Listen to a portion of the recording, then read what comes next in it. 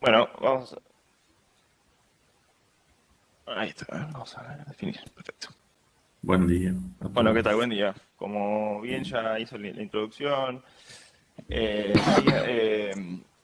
vamos a hacer durante este mes 4 clases seguidas de meteorología como para hacer un pantallazo general de medio de lo que creemos nosotros desde el equipo de meteorología de la subsecretaría de que es necesario para que comuniquemos nosotros, para que nuestra tarea de expresarles a ustedes los panoramas y los pronósticos sea más eficiente, ¿sí? No vamos a ahondar en conceptos capaz muy teóricos o muy profundos para que no sea, que no es la idea, digamos, ¿no? La idea no es que salgan de acá siendo meteorólogos, sino que entiendan un poco más qué es lo que es la meteorología y qué es lo que hacemos con el equipo nosotros de la subsecretaría, para que nuestro día de vuelta sea más fluido y los intercambios que tengamos a ustedes les sirvan mejor y puedan entender las alertas, las placas, qué le estamos diciendo cuando hablamos de que hay una ciclogénesis o que hay cierto fenómeno o diferencias en terminología que uno piensa que capaz las tiene sabidas, como que es el tiempo o el clima o que es una tormenta aislada o un chaparrón generalizado. Son cosas, viste, que uno las tiene muy internalizadas en la cabeza, pero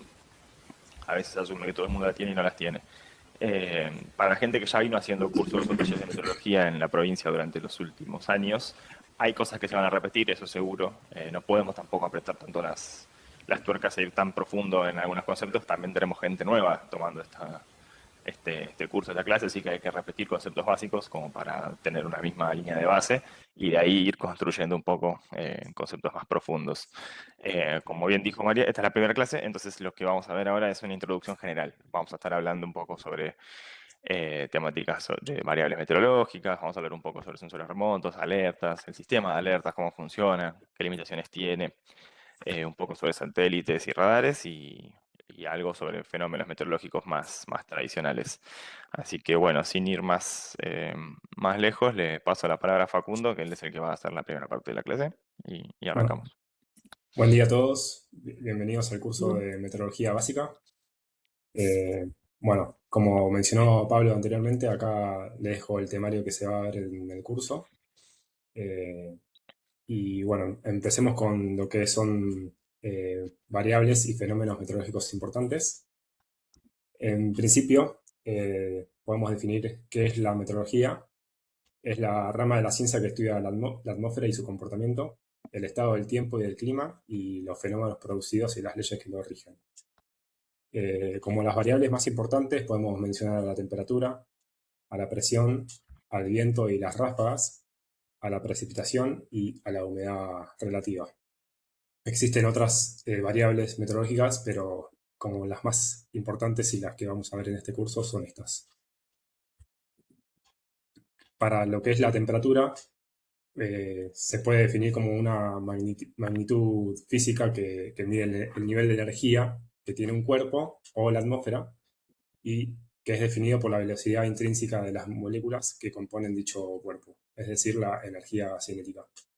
Y las escalas que se utilizan para medir la temperatura pueden ser grados Celsius, Fahrenheit o Kelvin.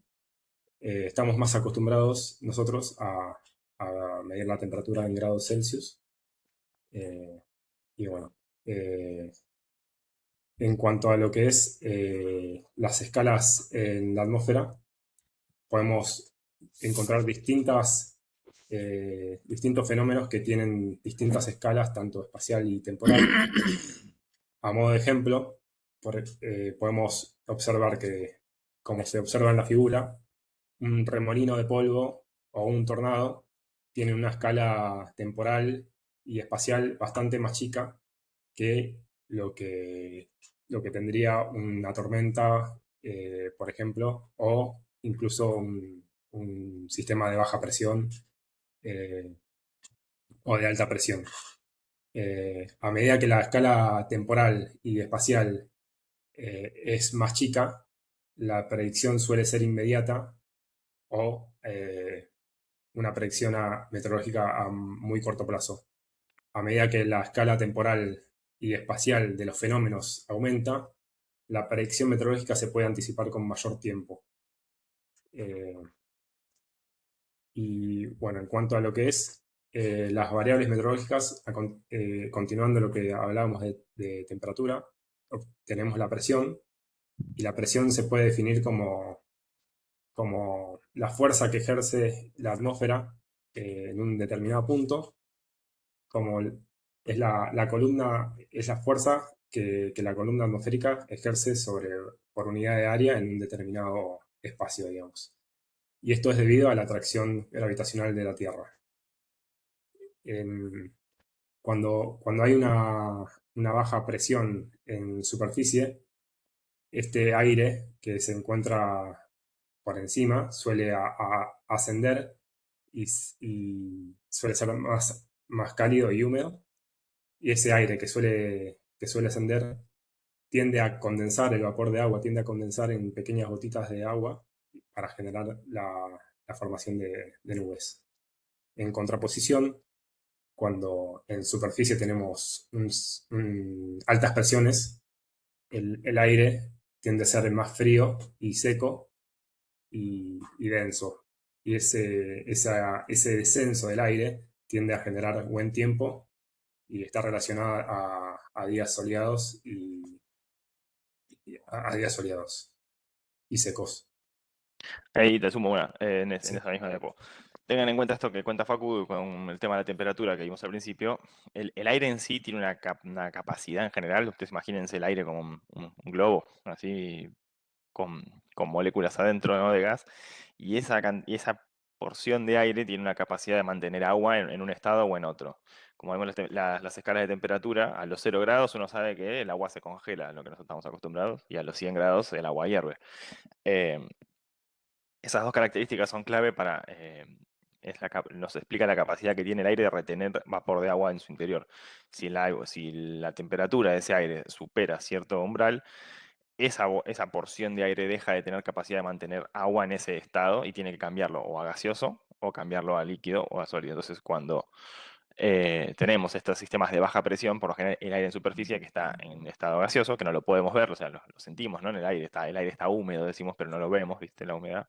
Eh, Estas columnas de aire ascendentes, cuando tenemos baja presión, se encuentran cada vez más cuando uno asciende en la atmósfera. Cuanto más alto uno va, la temperatura cada vez es más baja, es lo que veíamos en la primera diapositiva, que teníamos una escalita. Eh, entonces, cuando el aire es más fresco, tiene menos capacidad de mantener aire gaseoso en su interior. ¿Por qué? Porque al enfriarse, uno cuando se enfría, ¿qué le pasa? A cualquier cosa que se enfría en la Tierra, cuando se enfría, se achica y se comprime. Le pasa a todo. En cambio, cuando uno calienta algo, se expande y se dilata. Entonces, en esa contracción del aire, cuando se enfría, tiene menos capacidad, menos espacio ahí adentro para mantener gas en estado vapor, porque ocupa más espacio. Entonces, si yo lo empiezo a apretar, apretar, a comprimir, ese vapor de en su interior tiene que cambiar de estado para ocupar menos espacio y poder mantenerse ahí. Entonces, toda esa columna de aire que estaba en superficie, capaz con vapor de agua líquido, digo gaseoso, empieza a ascender, se empieza a comprimir y se enfría, y en esa compresión tiene que pasar de gas a agua. Y ahí es cuando empezamos a notar las nubes, la humedad que se empieza a ver, y es donde empieza otro proceso. El caso contrario, cuando tenemos aire que en descenso, el aire está calentándose al bajar y se está eh, comprimiendo, se encuentra con temperaturas más cálidas y ahí puede retener mayor cantidad de vapor en estado gaseoso. Entonces, es el caso inverso. Por eso cuando decimos que hay días de baja presión o días inestables o con humedad o con probabilidad de tormenta, estamos hablando de días con baja presión y no con días de alta presión, que por lo general se los asocia a días soleados, como vemos en la imagen. Ahí, sí. Bueno, y por otro lado, podemos asociar a los vientos con la presión. Eh, Como se mencionó anteriormente, bueno, la presión es la fuerza por unidad de área que ejerce el aire sobre la superficie terrestre y se suele definir como la presión media o estándar a nivel del mar como 1013,25 hectopascales. Y cuando hay una diferencia de presión eh, en la atmósfera, se genera como un movimiento del aire y cuando el desplazamiento es horizontal, es lo que denominamos viento. Eh, Cuanto mayor es la diferencia de presión en la horizontal, se generan mayor intensidad del viento. Y acá a la derecha podemos ver un mapa de un modelo meteorológico en donde se observan eh, la circulación del viento y mapas de presión atmosférica a nivel del mar. Mm. Y en colores más rojizos se puede observar que la intensidad del viento es mayor porque la diferencia en una determinada área de la presión es mayor, es decir, una mayor diferencia en un espacio en kilómetros muy chica. Claro. Ahí como para hacer la idea, el tema de la presión que fomenta esto, el movimiento del aire, a la atmósfera en general no le gusta estos desbalances o desequilibrios en las propiedades. Si yo tengo alta presión de un lado y baja presión del otro, esto me fuerza un movimiento de la atmósfera para compensar esa diferencia. Entonces, si yo tengo unas zonas de baja presión y unas con alta presiones, la atmósfera va a meter un viento de un lado hacia el otro para mezclar la atmósfera y que todo se empiece a poner más parejo. Ahora, cuando esas diferencias son cada vez más fuertes en los espacios más cortos, ese viento que se genera es más intenso. Por eso cuando se genera como lo que vimos esta semana, que los que estuvimos en la zona del este de la provincia de Buenos Aires, en general que lo vimos como la ciclogénesis, hay una diferencia de viento de presión muy fuerte en espacios muy chicos. Toda la provincia tiene una masa con mucha baja presión y alrededor tiene mucha alta presión. Entonces, esa diferencia genera estos vientos que fue todo lo que se estuvo registrando en la costa atlántica durante estos 2, 3 días. Pero es por esto, porque a la atmósfera no le gusta que haya diferencias. Cuando hay diferencias muy marcadas de algo, tiene que ejercer viento para mezclar. Bueno, y existen distintos tipos de vientos. Existen vientos sinópticos, que son aquellos producidos por grandes sistemas de presión y abarcan miles de kilómetros. Eh, Existen vientos convectivos, que son aquellos producidos en una escala más chica comparado a la anterior, cuando hay diferencias locales de presión y temperatura. Pueden estar asociados a brisas o incluso vientos locales producidos por tormentas. eh, y bueno, y asociado a los vientos están también las ráfagas, que se lo define como un aumento repentino del viento en una corta duración y pueden ser frecuentes o de forma aislada. Eh, por ejemplo, como mencionó Pablo anteriormente, en el sistema de baja presión que se formó en estos días en el este de la provincia, las ráfagas, si bien fueron aisladas, fueron más frecuentes que asociadas a algunas tormentas. Por ejemplo, cuando hay tormentas muy localizadas, las ráfagas suelen ser más esporádicas eh, que en lo que son sistemas de presión que abarcan mayores kilómetros, digamos. Bueno, por otro lado, vamos a explicar un poco lo que son las nubes, las nieblas y las neblinas. Bueno, para que se forme una nube, el aire tiene que ascender y ese ascenso de una parcela de aire se encuentra con temperaturas más frías en alturas mayores y ese aire húmedo tiende a condensar en gotitas de agua. Hay distintos tipos de mecanismos que pueden llegar a dar formación a la nubosidad. Por ejemplo, cuando hay convección, por ejemplo, se calienta mucho la superficie en horas de la tarde, por ejemplo, en primavera-verano. Esa superficie bien caliente va transmitiendo el calor al aire que está por encima. Ese aire que está por encima es menos denso y es forzado a ascender y las gotas de agua, el vapor de agua, disculpen, se condensa formando gotas de agua y por ende la nubosidad. Eh, en esta imagen también podemos ver cómo eh, el viento puede forzar al aire a ascender a través de topografía, por ejemplo, una montaña o sierras, y ese aire que es forzado a ascender también se encuentra con temperaturas más frías en niveles mayores y el vapor de agua va a tender a formar gotitas de agua tras condensar. También suele suceder que cuando hay un choque entre vientos superpuestos en niveles bajos, ese aire, por continuidad, no le queda otra que irse para arriba, para ascender, digamos. Y, y ese aire también, al ascender, se encuentra con temperaturas más frías, eh, ese vapor de agua condensa y se generan gotas de agua. Y bueno, en el último caso, cuando hay un choque de dos masas de aire, por ejemplo, aire más frío que avanza sobre aire más caliente, también fuerza a el aire a ascender y generar gotas a condensar el vapor y generar gotas de agua dentro de la nube. En cuanto a la distribución en la altura de las nubes, podemos encontrar nubes bajas, nubes medias y nubes altas. También podemos encontrar nubes de gran desarrollo vertical que cubren gran parte de los 10 kilómetros o 15 kilómetros de extensión vertical desde la superficie, como son las nubes cumulonimbus.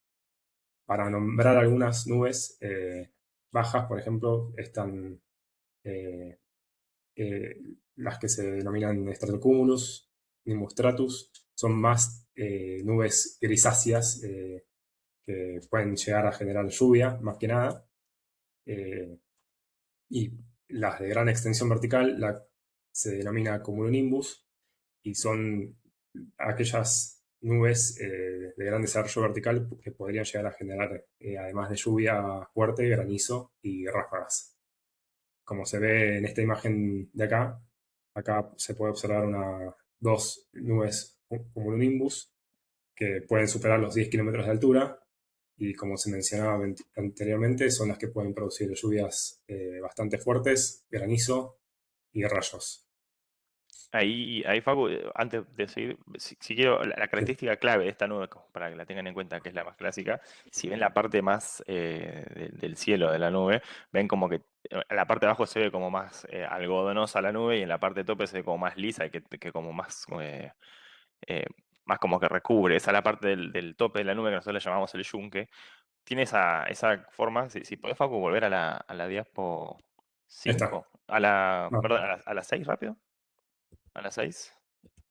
Que esto como para medio enroscar todos los conceptos que veníamos charlando del tema del ascenso de las gotas y de la a ver, cantidad. Una más abajo. Una menos. Ahí va. Acá en el gráfico que tienen a la derecha, que estamos hablando se ve cómo se distribuye la temperatura en la atmósfera en las distintas alturas, ¿viste? Uno está acostumbrado a pensar la atmósfera, pero bueno, tiene distintas capas. En cada capa tiene una característica que es la temperatura va en ascenso o en descenso, y en esas capas pasan distintos fenómenos físicos que, bueno, a nosotros no nos interesa mucho. Lo más importante para la meteorología es la primera capa, si ven, la más chiquita, los primeros 10 kilómetros que nosotros llamamos la troposfera. Y ahí vemos que hay un descenso en altura, si nos ven la línea de abajo es la temperatura, ven como cuando vamos hacia arriba la temperatura disminuye, que es algo a lo que está acostumbrado, cuando se sube una montaña y hace frío en el tope de la montaña, capaz más abajo está más caluroso. A la nube lo que le está pasando en este caso es que asciende por toda la atmósfera y llega a un punto en el cual se encuentra con esta parte donde la temperatura es constante con altura, que es lo que dice la tropopausa.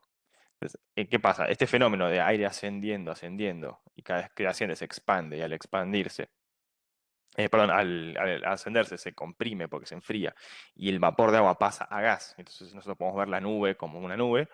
Llega un punto que se encuentra con un tapón, lo que más o menos le decimos nosotros, cuando llega la tropopausa, porque la temperatura deja de disminuir con la altura. Entonces, este proceso de que se enfría, se comprime y convierte el vapor en líquido, termina.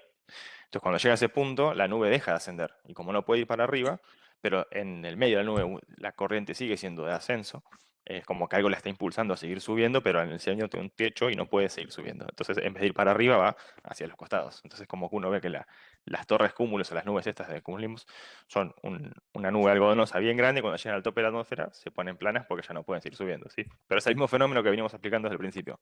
El aire está en ascenso, al ascenderse el aire se enfría, se comprime y deja de tener capacidad de mantener agua en formato gas y tiene que pasarla a líquido. Por eso se ve la nube. Es como para redondear. Ahí.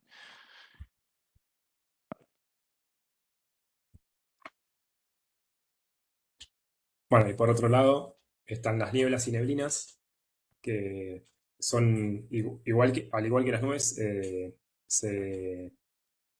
la manifestación visible de la condensación y deposición de vapor de agua en la atmósfera. La diferencia es que se forman bien próximos a la superficie y se suelen generar por procesos de enfriamiento radiativo o por advección, que es enfriamiento radiativo, por ejemplo, en la noche,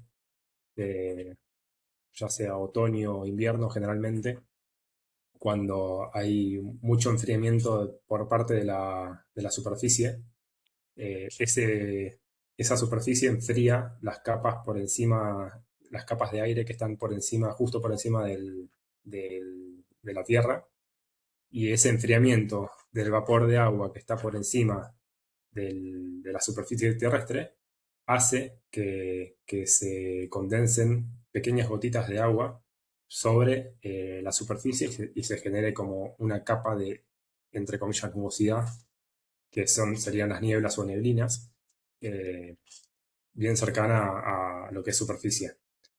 Y por otro lado, hay casos en donde se forman nieblas y neblinas por advección, que suele generarse cuando una, una superficie, una masa de aire se desplaza sobre una superficie más fría.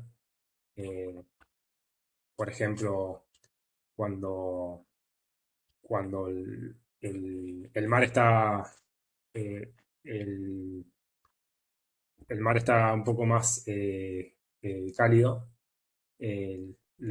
genera que la superficie por encima, la superficie de aire por encima, tienda a condensarse en pequeñas gotitas de agua y se genera una neblina o niebla por advección. Por otro lado, mencionamos el fenómeno de lluvia, y, y es importante distinguir los distintos tipos de precipitación. Mencionamos lluvia, llovizna y chaparrón.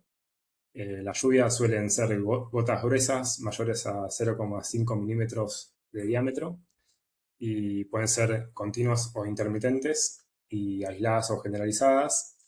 La llovizna se define cuando tenemos gotas finas menores a 0,5 milímetros, y también pueden ser continuas e intermitentes y aisladas y generalizadas. Por otro lado, el chaparrón se define como una lluvia repentina de corta duración y puede estar también acompañada por, por intensos vientos si es que se generan chaparrones intensos en un lugar localizado. Bueno, y en cuanto a lo que es masa de aire y frentes, podemos definir a una masa de aire como un volumen de aire de gran extensión en la horizontal, cuyas propiedades, ya sea de temperatura y humedad, son uniformes, y en la extensión que generalmente cubren son centenares, incluso miles de kilómetros. Y bueno, y los frentes se definen como esas superficies que separan estas masas de aire de diferentes características, ya sea de humedad y temperatura. En esta imagen de acá podemos observar cómo tenemos una masa de aire cálida y una masa de aire fría, y lo que los separa es un frente, en este caso un frente frío que avanza sobre el aire cálido, y este aire cálido que es menos denso, suele ubicarse por sobre el aire más frío al avanzar el frente frío. Bueno, mencionando nuevamente los frentes cálidos y frentes fríos, eh, el aire cálido avanza sobre el frío, y al ser este último más denso, se pega al suelo de manera que el aire cálido ascienda suavemente por la superficie frontal que hace la rampa. Acá vemos un ejemplo de cómo el frente cálido, con una velocidad de avance menor a la del frente frío, se suele volcar por sobre encima del frente de la masa de aire más fría, ya que la masa de aire más fría es más densa y está más pegada a lo que es la superficie. Y por otro lado, en el caso contrario, cuando se trata de un frente frío, la masa de aire avanza por sobre la masa de aire, la masa de aire frío avanza por sobre la masa de aire más cálida y la velocidad de avance es bastante mayor y puede generar un ascenso un poco más brusco y nubosidad de mayor extensión vertical que en los casos en donde avanza el frente cálido, por ejemplo. Eh, bueno, en cuanto a lo que es la distribución de los frentes cálidos y fríos en lo que es el territorio, más que nada de Argentina, los frentes cálidos ingresan a la provincia de Buenos Aires desde el norte, generando un aumento en la temperatura y en la humedad, y pueden avanzar hasta incluso el sur de la provincia de Buenos Aires, o solo quedarse hasta una parte de la provincia. También hay casos en donde el frente cálido avanza hacia el sur y puedan llegar a quedar estacionados ahí, generando durante bastante tiempo mal tiempo, tormentas o lluvias asociados al frente estacionario. Y por otro lado, los frentes fríos avanzan desde el sur de la provincia y pueden también avanzar más allá del norte de la provincia, incluso hasta el norte de la Argentina.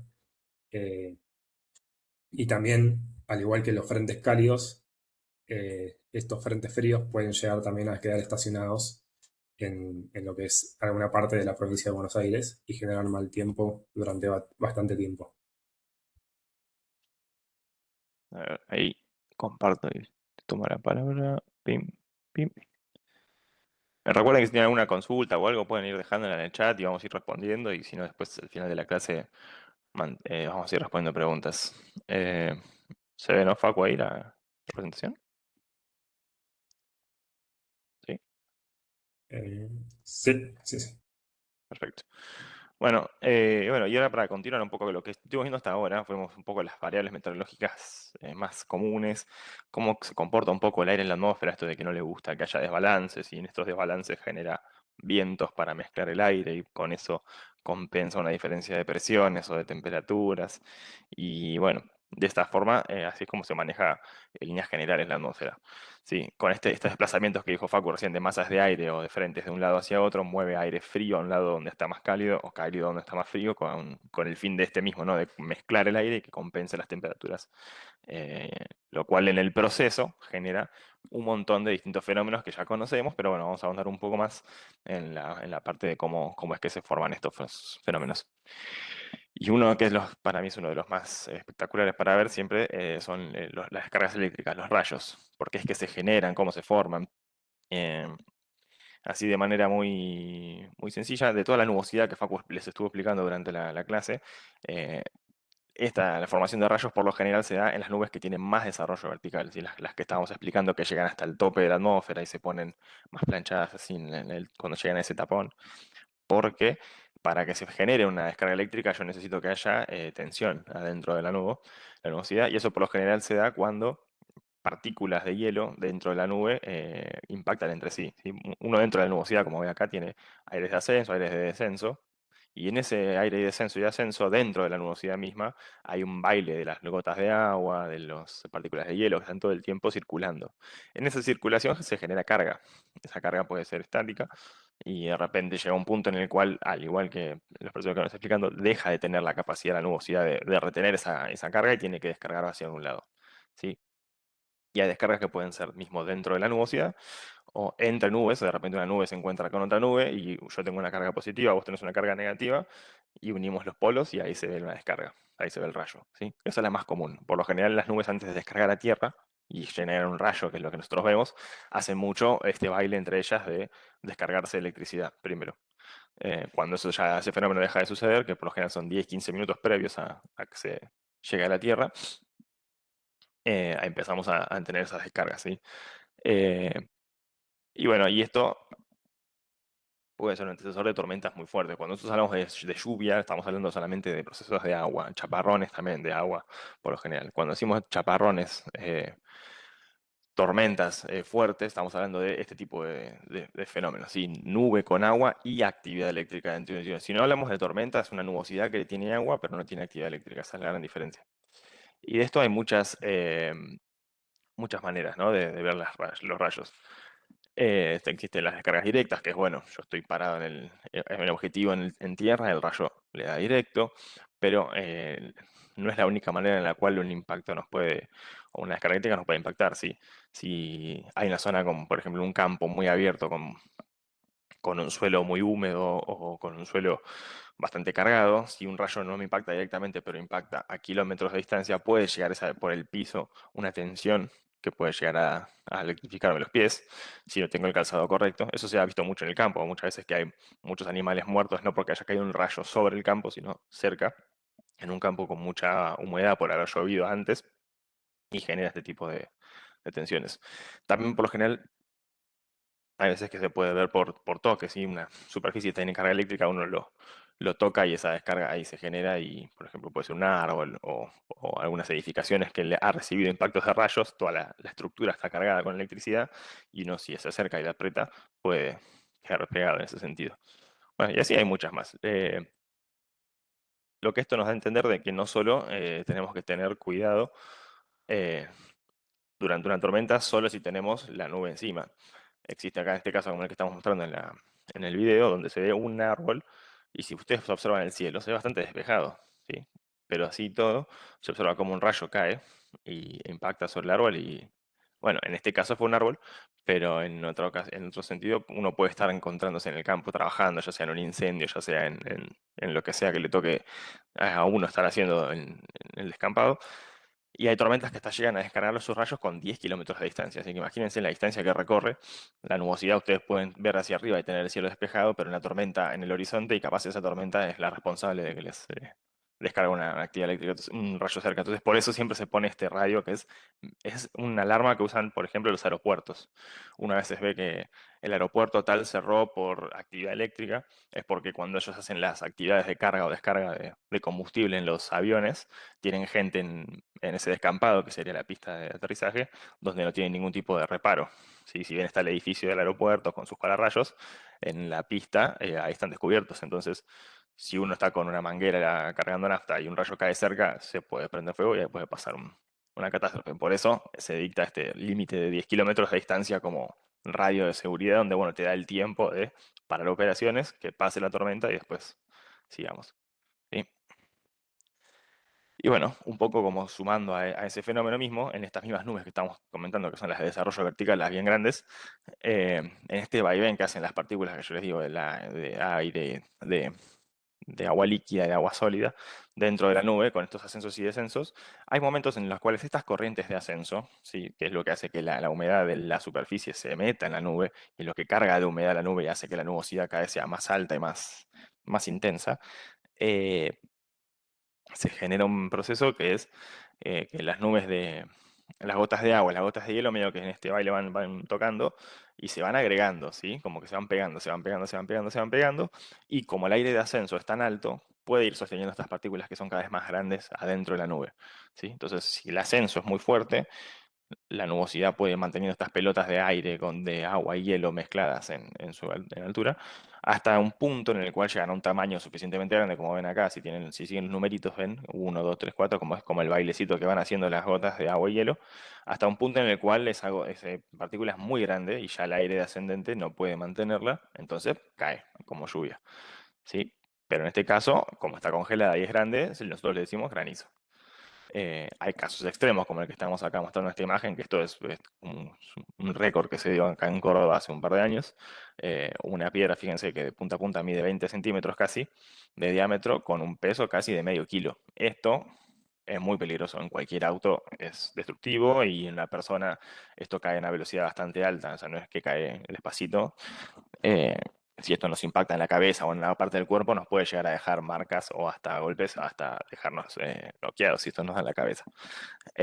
Por eso es muy, muy importante en momentos de tormentas de granizo, cuando uno escucha eso, mantenerse bajo techo, ya sea no solo por las descargas eléctricas, sino también por este tipo de posibles impactos.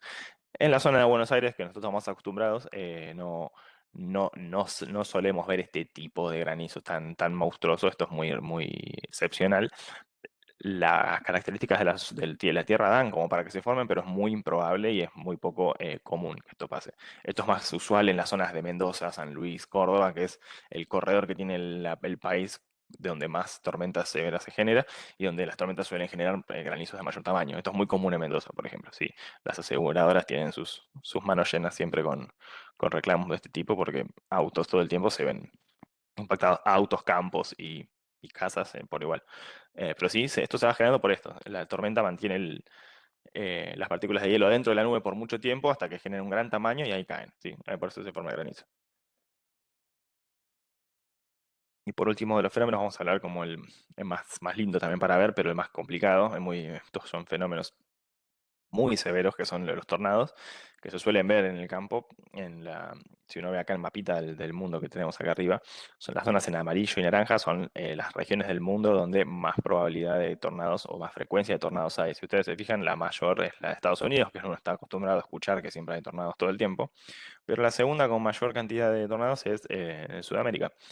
La zona de Buenos Aires tiene ahí una gran probabilidad, el sur de Brasil, Uruguay, son zonas donde las tormentas generan características posibles para que se forme el tornado.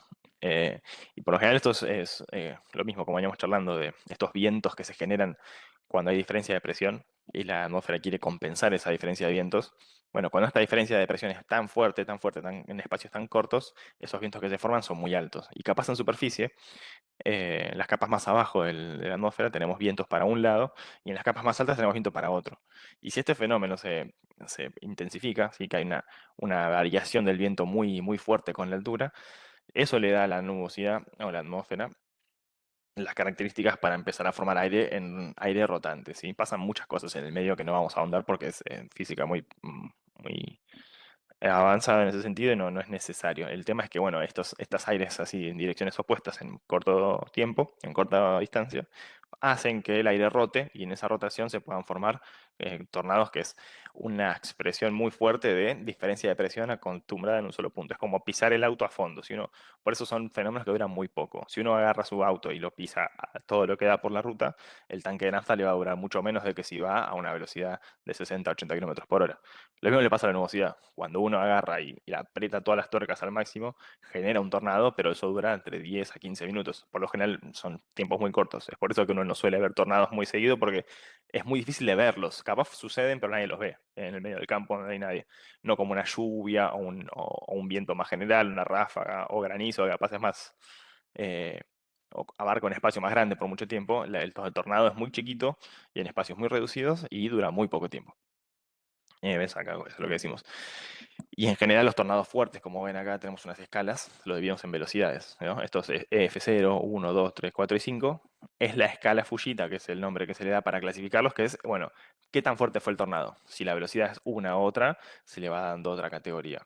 Y recién el 1% de estos tornados, o sea, de los pocos que son, el 1%, o sea, los menos de lo que sucede, son los son los que generan el 70% de las muertes, que son los más intensos. Por lo general suceden tornados, pero son de velocidades bajas que sí suelen hacer destrozos en la propiedad, en la vía pública, pero no son tan fatales. Si no te agarra directamente, uno puede pasarlo de adentro del auto sin problema. Ahora, ya pensamos a velocidades más fuertes, el auto se nos da vuelta o las cosas que vuelan en el aire son muy rápidas y pueden romper el vidrio y ese tipo de cuestiones. Em, pero bueno, esto es el deber, es uno de los más lindos. Si se ve así, si uno ve en la ruta una columna de aire rotante, dice, este viento es como un tornado. Si uno dice el viento es como un tornado, sospechen. Si uno dice la cola del tornado, tampoco están hablando de algo real. Tornado es cuando uno ve este tipo de columnas como ven acá en la imagen, ¿sí? Aire rotando en una columna muy alta. Si no se ve este patrón, puede ser viento fuerte, no tornado. Eh, bueno, y ahora como bueno, saltando un poco, vamos a otro tema que es cómo hacemos nosotros los meteorólogos para vigilar la atmósfera y pronosticarlos o avisarles a la gente de si se producen o no estos fenómenos. Uno puede ver que se va a generar una tormenta, uno puede predecir en qué momento puede llover y después el día de la tormenta uno puede estar pensando, bueno, esta tormenta que ya pronosticamos o esta alerta que tenemos para tal día, ¿qué fenómenos puede generar? puede generarnos granizo, puede generarnos viento, ok. El día de la tormenta, donde ya la pronosticamos, nosotros tenemos que avisarles a la subsecretaría dónde están esas tormentas, hacia dónde van y qué fenómenos pueden generar. Para hacer eso necesitamos herramientas que observen la atmósfera. Ya esto no es pronóstico como uno diría, bueno, cómo va a estar el tiempo hoy, de hoy a el fin de semana. Eso ya es pronosticar a futuro. Estamos hablando del mismo día del evento. Cuando yo ya lo pronostiqué y yo sé que va a generarse tal fenómeno, ¿cómo lo veo? Nosotros acá usamos los que son sensoramiento, el sensor remoto, que es una herramienta de medición a distancia. En este caso, los más comunes para la meteorología son los radares y el satélite. Existen muchos más. Los más útiles para nosotros para esto son estos dos. Existen más fenómenos, más sensores que usamos, pero vamos a contarles un poco de estas herramientas que tenemos, que son herramientas de diagnósticos más que nada. ¿Sí? Porque yo puedo ver cómo está la atmósfera ahora, la veo, no la pronostico. La atmósfera está así. Y ahí yo veo que se empiezan a generar tormentas. Y ahí digo, bueno, esta tormenta que se genera acá tiene tal patrón o tal fenómeno y va a ser tal tipo de impacto en esta zona. ¿Sí? Ahí ya es un fenómeno más local. Más en el momento, perdón. Y bueno, acá tenemos unas imágenes, así. La primera diferencia entre un radar y un satélite, que uno los confunde mucho, el radar es una cosa en tierra, principal. ¿Sí? Es una antena en tierra que eso escanea la atmósfera en su alrededor y nos da una información. En cambio, un satélite es algo que orbita en el espacio. Eso es un sensor que está por fuera de la Tierra, ¿sí? Y más que nada observa lo que la Tierra emite. Si la Tierra emite radiación, todo emite señales, que eso el satélite las detecta, y en función de eso yo puedo ver la altura de la nube, la temperatura, para dónde se mueven, ¿sí? Desde la atmósfera. La diferencia de uno es que yo con uno veo desde el espacio hacia abajo, o sea, veo las nubes desde arriba, y con el radar puedo ver dentro de las nubes y desde abajo.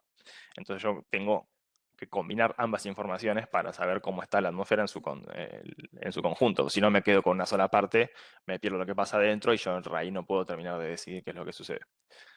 Eh, Vamos a hablar un poquito rápido esto porque no tiene mucho sentido que nos andemos de cómo funciona un radar. Un radar básicamente es como, bueno, uno capaz el que más conoce es el radar de velocidad de la ruta, ¿no? Que es el que nos saca las fotos y nos manda las multas a casa. Que lo mismo que eso hace, que es detecta la velocidad a la que pasa el auto por un punto y dice, bueno, este auto fue a tanta velocidad. Eso emite una señal y esa señal rebota con el auto y escucha la respuesta. Y esa respuesta, ese tiempo que tarda en ir y volver la señal, dice, bueno, la velocidad que tomó es la velocidad a la que va el auto es esto de rápido. Más o menos así funciona un radar meteorológico. Lo que hace es una antena que emite un pulso de señal, que esto está calibrado en vez de para la velocidad para impactar con partículas de agua en la atmósfera. Entonces, eso impacta con las gotas de dentro de la nube, eso devuelve una señal hacia el radar y el radar la codifica. La codifica en distintos colores y eso a nosotros nos da una idea de qué tan grande o qué tan chiquita es la gota de agua. En función de eso podemos ver para dónde va, qué fenómenos puede producir o qué tan desarrollada está esa nube. Y como ven en el barrido acá a la derecha, la antena va girando en 360 grados, escaneando toda la atmósfera en distintas elevaciones. Entonces yo tengo como una composición, como un conito o como un domo de observación cerca de esta antena. Eh, Tiene una limitación esto, que es que la distancia máxima en la que uno puede llegar a ver en un radar es un radio de este tamaño, por ejemplo, como ven acá en la imagen en negro que les separo, que este es el radar de Mar del Plata. La distancia máxima a la cual la información es más o menos útil son 200 kilómetros. ¿Sí? Por eso hay que poner muchos radares en la provincia para poder cubrir todo el territorio. Si uno pone uno solo en el centro, capaz en Olavarría ponemos un solo radar, nos perderíamos qué pasa en la zona de Bahía Blanca, en Patagones, en Villarino, en Villegas, capaz no, o en el noroeste nos llegamos por el radio de la tormenta. Se puede calibrar el radar para que mire más kilómetros, pero ya la información es se pierde tanta resolución que no tiene sentido y no es útil, digamos. Por eso hay que poner muchos. Aparte no es lo mismo ver la tormenta de un lado que del otro con el radar. Entonces, capaz tener el radar en Olavarría mezclado con el radar en Mar del Plata, podemos verla desde atrás y de adelante, aparte desde arriba con el satélite, y ahí tenemos una buena información sobre toda la nube y podemos pronosticar mejor para dónde va y qué tiene adentro. Y hoy en la provincia tenemos esta cantidad de radares que son los que eh, nos cubren. Bahía Blanca, en Bolívar, en Ezeiza, Mar del Plata, en Pergamino. Hay uno en Las Grutas que toma una gran parte del sur de la provincia de Buenos Aires y en La Pampa, que bueno, este está ya medio de salida porque este es un radar muy viejo, pero nos agarra toda la parte del oeste. Y como para ver así medio pantallazo, los colores a los cuales nos codifica el radar nos dice una idea del tamaño de la gota, que es lo que les contaba al principio, ¿sí? Este rebote que vemos acá nos devuelve un colorcito. En líneas generales, los colores verdes, amarillos son lluvia o gotas de agua muy chiquitas que no generan ningún tipo de impacto severo, o sea que no hay que darle mucha atención a lo que es emergencia. Sí, a si nos mojamos o no nos mojamos, seguro, pero no a la emergencia. Ya cuando estamos hablando de colores naranja, rojo, violeta, estamos hablando de gotas de agua muy grandes o de incluso de granizo. ¿Sí? Ahí ya es cuando las cosas se ponen un poco más peludas, como vemos acá en estas tormentas que están acá en la zona de Mar del Plata. Ven, tienen tamaños muy, colores muy, muy elevados en la escala. ¿Sí? Cuanto más arriba en la escala, más peligroso. Pero bueno, esto es a modo para que lo tengan así en la cabeza, no es para que lo tomen a ciencia cierta. ¿Por qué? Porque el radar tiene muchas limitaciones. Esto por eso lo tiene que ver un experto, por eso tiene que ver alguien que esté capacitado para laburarlo. Uno puede verlo el radar y ver, decir, bueno, tal color me está llegando a mí, más o menos tanta lluvia. Pero existen un montón de temitas o de limitaciones que tiene que hacen que no sea tan fácil. Por ejemplo, en este caso que es la atenuación, que es cuando el radar está programado para ver agua, pero si de repente le llueve encima al radar, la señal quiere salir del radar y se encuentra con agua en el domo, así como lo vemos acá en esta imagen, ¿sí? Y eso interfiere en la señal y hace que vea menos. Entonces, capaz, como vemos acá la secuencia del tiempo, una tormenta muy fuerte, colores rojos y violetas llegando a Lamba, una vez que la tormenta pasa por encima del radar de Seiza, se pone todo en amarillo verde, que uno diría está disminuyendo la intensidad, pero de repente un minuto después cruza el radar y la zona se puede ver como que la tormenta vuelve a colores rojos otra vez. Entonces, uno pensaría que la tormenta vino con intensidad, disminuyó y después volvió a subir, pero no, la tormenta se mantuvo, solamente que en el momento en el que llovió por el radar se vio atenuado y no pudo ver la señal con la misma intensidad. Y así como esta existen muchos, acá señalamos unos pares, como para que los tengan, no hace falta que ahondemos mucho en esto porque no es relevante, pero para que entiendan que el radar no es tan fácil de ver, no es que yo vea un color y listo, ¿sí? Ven, acá estas cosas que ven en el radar de Bahía Blanca, por ejemplo, en el piso, que tienen colores de nube, se ven como unos rojos y violetas en superficie, esto ni siquiera es tormenta, esto quiere decir que el aire está muy estable. Lo que les contó Facu al principio de la clase, cuando hay aire con alta presión, que fuerza el aire hacia la superficie, ¿no?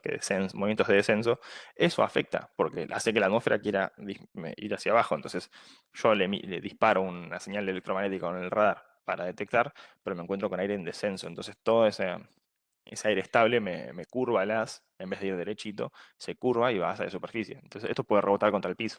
Entonces la señal que yo estoy viendo no es una atmósfera, sino que estoy viendo el piso. Y como el piso es muy sólido, me devuelve colores muy rojos, como si fuera algo grande. Entonces ahí me confunde. Por eso ver solo un radar a veces es confuso. Y así como muchas cosas, bueno, se ve el eco de terreno acá, también esta señal, las zonas de la sierra, de la ventana, lo mismo, porque es una montaña gigante. Entonces la señal de radar golpea contra eso y ve un sólido y dice, bueno, acá hay algo. Me lo pinta a mí como si fuera nubosidad, pero no lo es. Y así como muchas cosas, se ven en el mar, se ven barcos a veces chiquititos o aviones y pasan a cierta distancia, lo puede llegar a ver en el mejor de los casos y eso mete error y confusión. Por eso no es tan fácil de ver esta herramienta, pero es útil cuando se usa con criterio. Y ahora pasamos al otro sensor remoto que es el que estamos más acostumbrados, que es el satélite, que es el que mira desde el espacio. Y existen en el espacio muchos lugares donde poner satélites para distintas cuestiones, que es donde orbitan los satélites, ¿sí? Porque un satélite está como atado a la Tierra por la gravedad. No es que flota así solo en el espacio, sino que la gravedad lo está trayendo todo el tiempo al satélite y el satélite se quiere ir y hay como un baile ahí entre las dos fuerzas que hacen que se mantengan quietos en una zona. Entonces la Tierra gira y los satélites giran alrededor de ella. Cuanto más cerca de la Tierra uno está, esa órbita hace que el satélite gire más rápido y uno pueda ver más de cerca. Eso nos da más resolución. Y si uno tiene el satélite más lejos, eso hace que el satélite gire más lento, pero podamos ver otro tipo de características y con imágenes más amplias, con menor resolución. Para lo que es la meteorología, por lo general usamos dos órbitas, que son la GEO, que es la que está más lejos, y la LEO, que es la que está más cerca. La que está más cerca, uno puede imaginarse para qué, que es para ver mayor resolución, ¿sí? Se usa para ver cosas del suelo, para ver cómo quedó el piso después de una inundación, o puntos de incendio, para ver qué tan quemado quedó el área, sí, se usa más para tareas de investigación o más para ese tipo de laburos. En cambio, la órbita GEO se usa porque está tan lejos a esta distancia que la ven muy exacta, ¿no? 35.000. Ves que eso, acá estamos como en estimados, más menos 1.000, más menos 10.000, pero acá estamos en una distancia clavada. ¿Por qué? A esta distancia clavada es a la que los satélites rotan a la misma velocidad que la Tierra. Entonces la Tierra orbita, nosotros sabemos que la Tierra gira en un día hace un giro entero, que son 24 horas, que es lo que nosotros conocemos como el día y la noche. El satélite que va a estar a esta distancia va a girar a la misma distancia, a la misma velocidad que la Tierra. Entonces siempre está viendo la misma cara de la Tierra. De esa manera yo puedo seguir un punto fijo. Y a nosotros nos sirve eso para ver dónde están las tormentas, porque yo si miro un punto fijo, como ven acá, puedo ver cómo sale el sol del horizonte, cómo se ponen en el oeste, y puedo ver cómo se desarrollan las tormentas en un punto. Y aparte, como estoy tan lejos, puedo ver una cara muy grande de la Tierra, puedo ver casi todo el hemisferio. Lo que tiene esto que tiene muy baja resolución porque está muy lejos. Entonces, la calidad de la imagen es cada vez es menor. Pero yo tengo unas ventajas que son buenas, como tengo una imagen cada 10 minutos. Entonces yo puedo ver cada 10 minutos cómo se mueven las tormentas en la zona de Argentina con esto. ¿Sí? Eso es una gran ventaja para la emergencia cuando estamos haciendo seguimiento de tormentas. Lo combinas con lo del radar, que también hace lo mismo cada 10 minutos, y tengo la imagen tridimensional.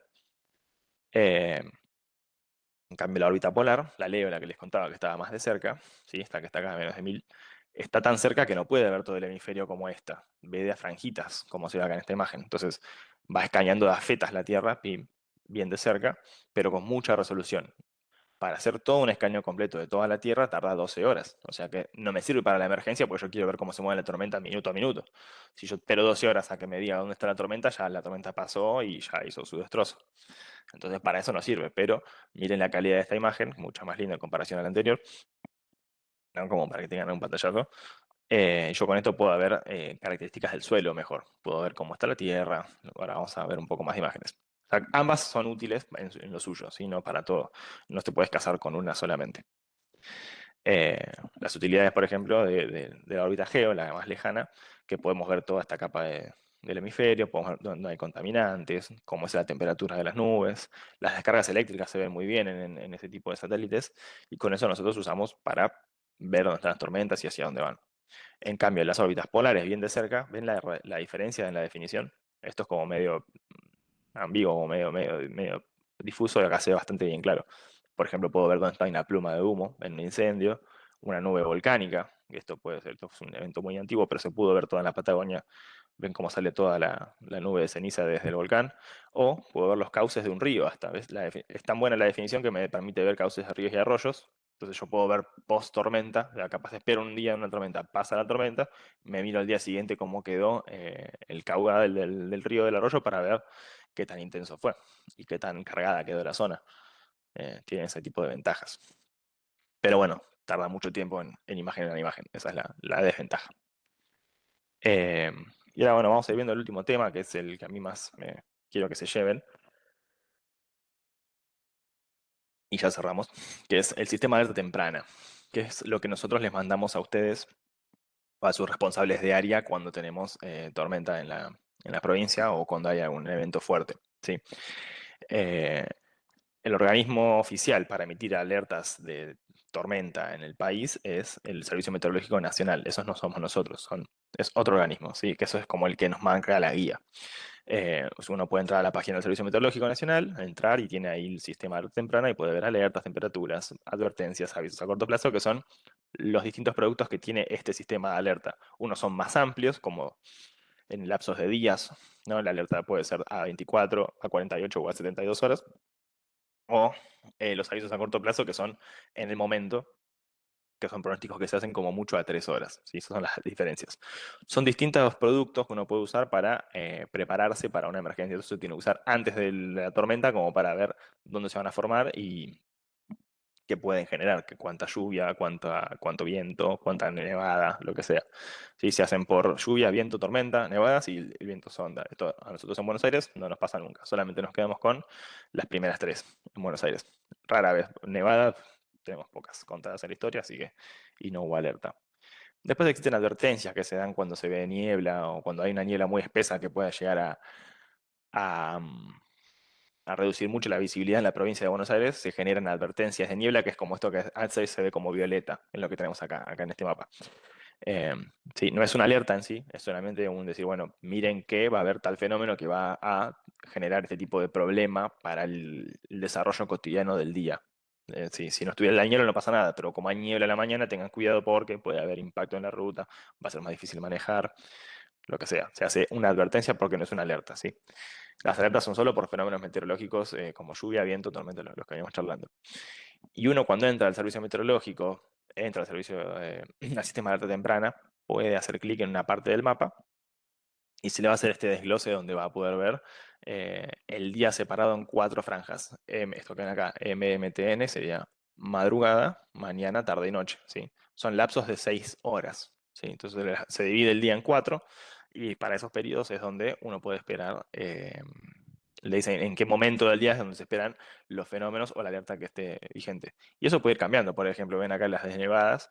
Durante la mañana se esperan nevadas en amarillo, hacia la tarde en naranja y hacia la noche en rojo, como que la intensidad está subiendo durante el día. Y después hacia la madrugada ya empieza a bajar de naranja a amarillo, disminuye. Entonces hay un fenómeno que se pone muy intenso durante la noche y después vuelve a disminuir en la madrugada. Eso se ve muy común. Uno puede ir viendo el mapita y lo puede ir fijando, ¿sí? Se ve de esta manera. Cuando entra a la página del servicio va a ver este mapa, acá tiene los colores, puede acá filtrar por fenómeno o filtrar por día y hacer clic en su zona y ahí les va a salir este mapita con explicándoles qué fenómeno tiene, por ejemplo, acá fue para la zona de, de Santa Rosa, del sur de La Pampa, norte de La Pampa, perdón, puede ver ahí que para la tarde y para la noche se esperan tormentas. Durante la tarde estas tormentas pueden ser en color naranja, o sea que es una alerta muy fuerte, y se les genera este tipo de alerta, ¿sí? Texto que te explica la cantidad de lluvia que puede tener, el viento que puede tener, y que son tormentas fuertes, con granizo y ese tipo de fenómenos. Y después durante la noche disminuye el fenómeno y se espera menos cantidad de agua, ¿sí? Eso como para que vean cómo puede ser el desarrollo. Eh, como les explicaba, estos periodos son de 6 horas, así que las alertas son largas, ¿sí? Se pueden emitir con 1 día o 2 días de anticipación o hasta 3 días de anticipación y son por periodos que pueden ser como mínimo de 6 horas. En cambio, los avisos a corto plazo son polígonos chiquitos que esos hacemos en la oficina de tormentas severas, que son para ver cuando vemos tormentas en el radar, como les estábamos explicando acá. Si yo veo una tormenta fuerte en el radar, como en este caso, se emiten estos polígonos chiquitos, ¿sí? Bien, fíjense que tiene el tamaño de un municipio o dos. Y es para seguir donde hay tormentas fuertes en el momento. Yo acabé una tormenta fuerte o severa en el momento y de ahí se va a mover para tal lado en tantas horas. ¿Sí? Uno dura 1 hora, 2 o 3. Son cosas en el momento. Es como para terminar de concentrar el fenómeno. Uno a días de anticipación emite una alerta, ¿sí? Así grande como ven acá, la emito para el día martes, para la noche, una alerta bien grande que ocupa toda la Pampa, todo el centro del país. Y en el momento donde yo veo esa tormenta en el radar, mando un aviso a corto plazo chiquitito que digo, bueno, dentro de esta área grande, la tormenta está acá ahora. Y la tormenta va a caminar de acá para acá y va a generar esto. Es como terminar el mensaje para terminar de atrapar. Es lo que contaba Facu al principio de la clase, cuando hablaba de las escalas de tiempo. Cuando yo veo un fenómeno muy grande, lo puedo predecir con muchos tiempos, pero después fenómenos puntuales como tormentas y cosas así, las veo en el momento y las pronostico en el momento con cosas más cortas. Cuanto más cerca del fenómeno estoy yo, más fácil es de predecir su movimiento. Y cuanto más chiquito es, más rápido es el fenómeno. Entonces, hay cosas que yo no te puedo decir hoy, siendo miércoles, que el viernes a la tarde va a haber una tormenta en el AMBA en tal lugar a tal hora. Eso no se puede hacer. Si alguien te dice que puede hacer eso, te está mintiendo. Eh, no te da no da la física, no está la ciencia todavía avanzada a ese nivel para generar ese tipo de pronósticos. Sí, lo que se puede hacer es decir, bueno, de acá al viernes hay una área gigante de Buenos Aires que puede llegar a tener tormentas porque hay ingredientes. El día de la tormenta yo te emito estos pronósticos cortos donde te digo, bueno, la tormenta está acá. Eso es como labura el sistema de alerta temprana. Eh, por eso es que uno para 2 horas o 3 horas y uno es para días, ¿sí? Por ese nivel de certera que se puede desarrollar. Y así como el sistema de alerta temprana del servicio meteorológico, existen varios. En la provincia de Buenos Aires nosotros usamos 3 en general.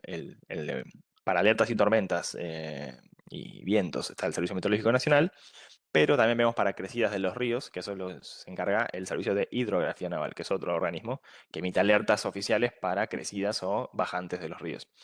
También está el Instituto Nacional del Agua, que genera pronósticos en general, no emite alertas estos como el Servicio de Hidrografía Naval, pero sí tiene modelos de pronóstico que nos permiten ver qué tanto van a moverse los ríos durante el día, y con eso podemos nosotros sacar pronósticos.